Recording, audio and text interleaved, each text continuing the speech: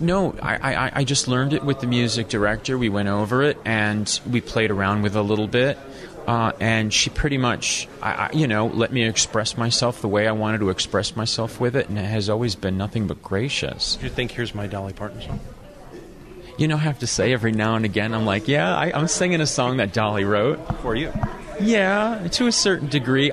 You know what? It's character first. That's all. I'll think about that later. I must admit, I do have a rehearsal tape, and I kept saying, I can't quite get this harmony, Dolly. Would you sing it with me? And I'm just recording. I'm like, I'm singing to a Dolly Parton. And I mean, but Allison, that was the best. When we did the last workshop of it, Allison came running in the room and sat down, and she was like, I've got Dolly Parton and I singing in harmony. And she was so excited. And, look, I'm not going to lie. There's plenty of times when we're in that room and we're like, Dolly, can you show us what you are talking about? Of course. Because the woman still sings the way she did God knows how many years ago. Megan Hilty, Dorley Rhodes. So now tell me what it was like when you got your first Dolly Parton song that she wrote for you. It was incredible because I get to... What was the song? Well, I actually get to sing Backwoods Barbie, which is her title song from her brand new album, and it's amazing. You can hear her in the background. But it's great because it's also partly autobiographical about her, and it's heartbreakingly beautiful, and I'm so grateful that I get to sing it.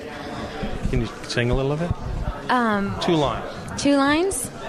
I grew up poor and ragged, just a simple country girl. Well, you got the accent down perfectly. Oh, I'm working on it. Is that you use that accent in the show? Yep. I'm a Texas girl, so yeah. Where are you from? Really, I'm from Seattle, but Texas, Seattle. I play one. Very good. So now, has the character herself changed? I mean, in creating a musical, they have her doing songs, more material. Is there more to her character than we know from the film? Oh no, I think the music gives them a depth that words can't give them. You know what I mean?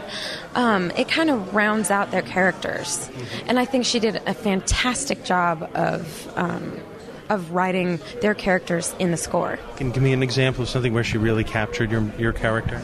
Well, I mean, sorry to go back to Backwoods Barbie, but that is her character. She's misunderstood because of how she looks, and there's so much more to her that people don't see because they're so caught up in the outside. You've done a lot of shows, and you know what a show tune should sound like. Do these work as show tunes, these Dolly Parton songs? Absolutely. You would never guess that this is her first musical, ever. I mean, it's so... The music serves the text, and Pat Resnick put it best when she said that she watches the movie now and she expects them to start singing.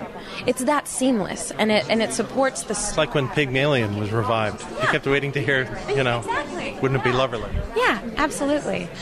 What's it like working with her? You guys, I mean, you're playing the character that she originated. Do you guys have a bond? Are you guys buds now? Well, I don't know her very well. I mean, we got to do the last workshop and the reading before that together, and which were very quick. They were a couple weeks each.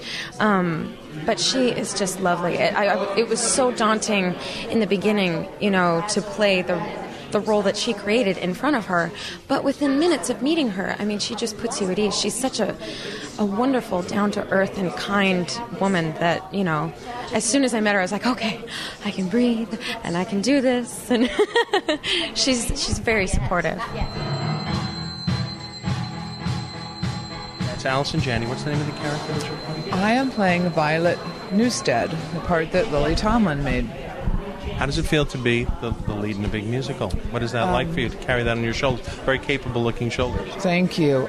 You know what? I don't feel like I am the lead. I feel like I have two other women who are right there with me. We're carrying the show. The three of us really have a big job to do, and I think they're great actresses and singers, and they are helping me feel more confident because I've never really done a Broadway musical before, so it's a bit daunting for me, and yet I wanted to do it because of that, because it was something I'd never done before, and I thought what a great opportunity to have and a challenge to stretch myself, and I could not be happier that I made that decision.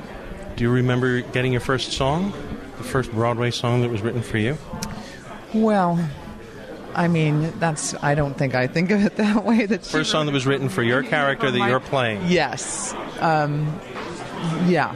And I basically, I didn't know how to sing it when I got it, but I imagined what it would be like singing it, and I got so excited. It was the first time I did a workshop of it, and I worked up the song, and I couldn't wait to get to the theater to perform it for the people when we did it for a small invited audience. And what was the song?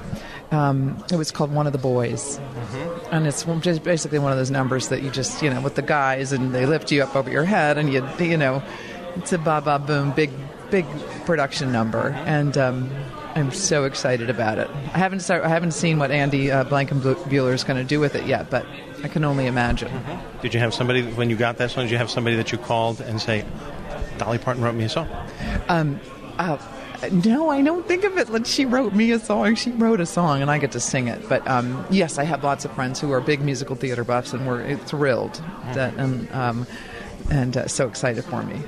How is she different from the film character, aside from the fact that she sings? No, pretty much. Pat was very remained true to the movie. She does have a love interest, however, which I don't think Violet did in the movie. So that's new and kind of a nice addition. So that, yes, so there's a bit more of a relationship there. And what does that do for her character? How does that help her character? How does it augment her character? It softens her a little bit, gives her another color, another dimension. That I think is, I think it's a wonderful addition. What made you want to do a musical role? Because I've never done one before.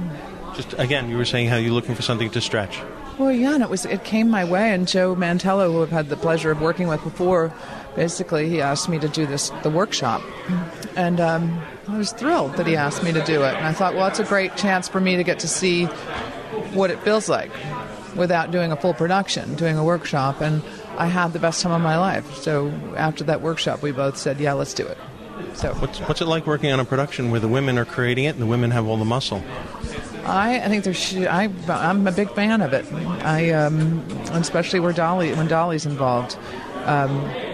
I love my co-stars. Megan Hilty and Stephanie Block are wonderful. The three of us have great chemistry together, and we're having a lot of fun. And I can't speak highly enough about working with women.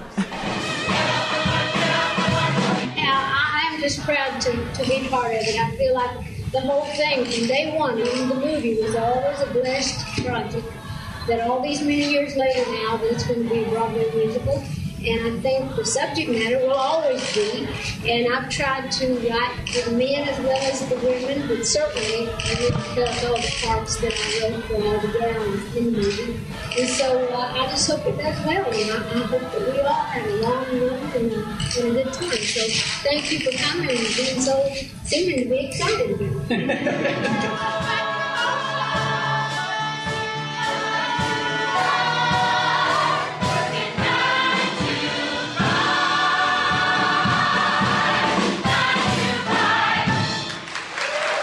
We hope you've enjoyed this Playbill podcast, a sneak peek at 9 to 5 the musical, scheduled to debut on Broadway in 2009.